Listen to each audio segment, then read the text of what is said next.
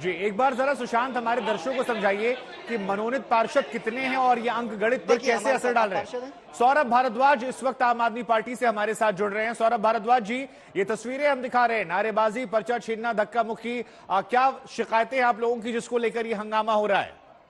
देखिए, ये तो पूरी की पूरी बेईमानी पे भारतीय जनता पार्टी उतर आई है और एलजी साहब इस पूरी बेईमानी के अंदर साथ दे रहे हैं। पहली बेईमानी, ये जो प्रिसाइडिंग ऑफिसर होता है, जो मनोनीत किया जाता है स्पीकर, वो जो है वो सबसे पुराना जो मेंबर होता है वो करते हैं। जो मुकेश गोयल जी को बनना था, उसकी जगह इन्होंने एक भारतीय जनता पार्टी की पार्षद को बना दिया, जो कि एक बेईमानी है। जो एल्डरमैन बनते हैं, जिनको नॉमिनेटेड काउंसलर बोलते हैं, वो दिल्ली सरकार बनाती है, वो भी एलजी साहब ने भारतीय जनता पार्टी के कार्यकर्ताओं को बना दिया, जो दूसरी बेईमानी है। और तीसरी और सबसे बड़ी बेईमानी वो ये कर रहे हैं कि आज तक के इतिहास में कभी नहीं हुआ कि ये जो मनोनीत पार्षद होते हैं, जो ये नॉमिनेटेड काउंसलर्स होते हैं, ये मेयर, डिप्टी मेयर और स्टैंडिंग कमेटी के जो मेंबर चुने जाते हैं हाउस में, उसमें इनकी वोट नहीं है। ये डीएमसी एक्ट के अंदर साफ तौर पे लिखा हुआ है, ये वोट नहीं। अब जबरदस्ती ये हो रही है कि ये कह रहे हैं कि साहब इनकी वोट करा के इनकी वोट डाली जाए, तो पूरी और पूरी बेईमानी है। अगर सौरभ भारद्वाज जी, जिस दिन ये खबर सामने आई थी, मुझे अच्छे से याद है कि जिस दिन यहाँ पर नतीजे निकल रहे थे, उस दिन भी बीजेपी की तरफ से ये दावा किया जा रहा था। हालांकि आप लोग कह रहे थे कि कानूनी पहलू पर सही नहीं है, वो कह रहे थे कि कानूनी पहलू पर सही है।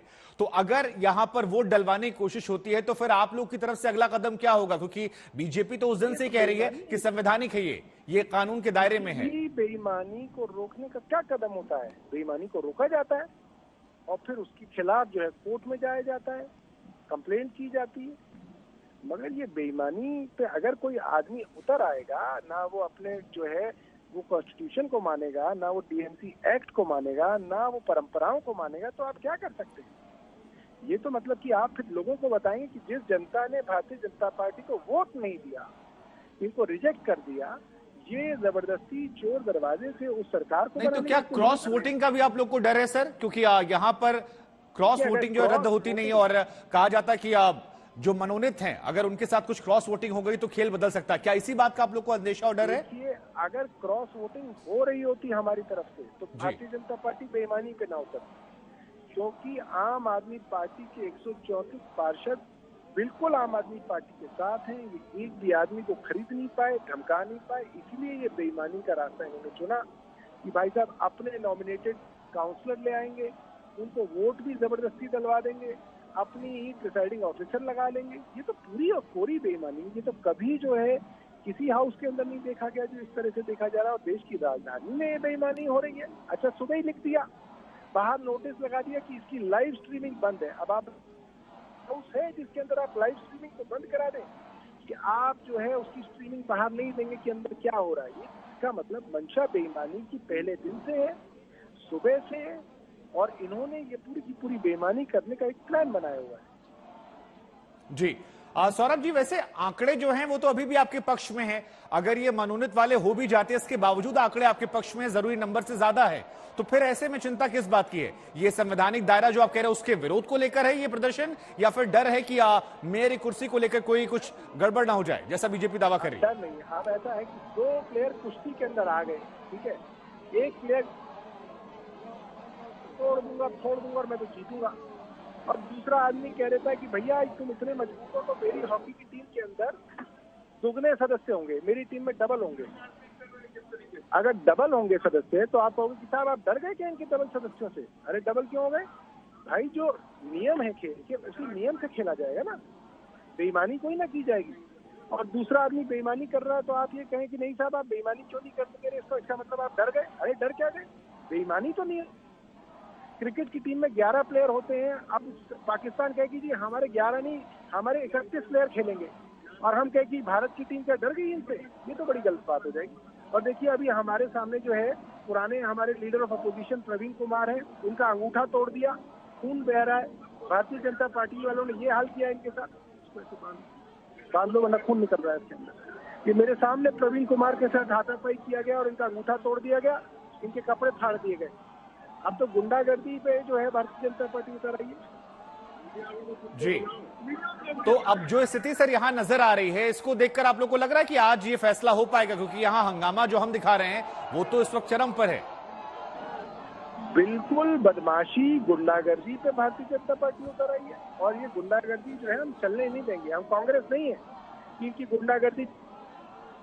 ये आम आदमी पार्टी है जिसने भारतीय जनता पार्टी को कई बार हराया और इस बार भी हराएंगे। ठीक है, ठीक है सौरभ जी, आपका शुक्रिया, आपने अपनी बात रखी, अपनी पार्टी का पक्ष रखा। सौरभ भारद्वाज कहते हुए कि हम कांग्रेस नहीं है, हम इसका विरोध करेंगे चाहे यहां पर या कोर्ट तक। लेकिन फिलहाल ये तस्वीरें हम आपको दिखा रहे हैं, आम आदमी पार्टी के सदस्यों का हंगामा जो है वो यहां पर नजर आ रहा है, जमकर नारेबाजी हो रही है। और आपको बता दें, हालांकि ये जो विरोध है ये उस दिन से ही शुरू हो गया था जिस दिन नतीजे निकल कर आए थे। बीजेपी बार बार ये दावा कर रही थी कि मनोनीत सदस्यों का इस्तेमाल जो है वो होगा, आम आदमी पार्टी कह रही थी संविधान के खिलाफ है। अब इन सब के बीच में फिलहाल ये नारेबाजी, ये हंगामा, ये प्रदर्शन। और एमसीडी चुनाव में एक और बात जो खास है वो ये कि क्रॉस वोटिंग जो है उसकी गुंजाइशें बनी होती हैं, क्योंकि यहां पर दल बदल कानून जो है वो नहीं चलता है। और ये भी एक बड़ी वजह है कि उलटफेर का डर जो है वो सताता रहता है। जब तक सारे वोट पड़ ना जाएं, जब तक मेयर बन ना जाए, तब तक सभी पार्टियां जोर आजमाइश करती रहती हैं। बीजेपी ने भी दावे किए थे कि वो अपना मेयर बनाएगी। हरीश खुराना हमारे साथ जुड़ रहे हैं भारतीय जनता पार्टी की तरफ से। हरीश खुराना जी, एमसीडी मेयर चुनावों को लेकर आप लोग शुरू से दावा कर रहे थे कि मेयर बीजेपी का होगा।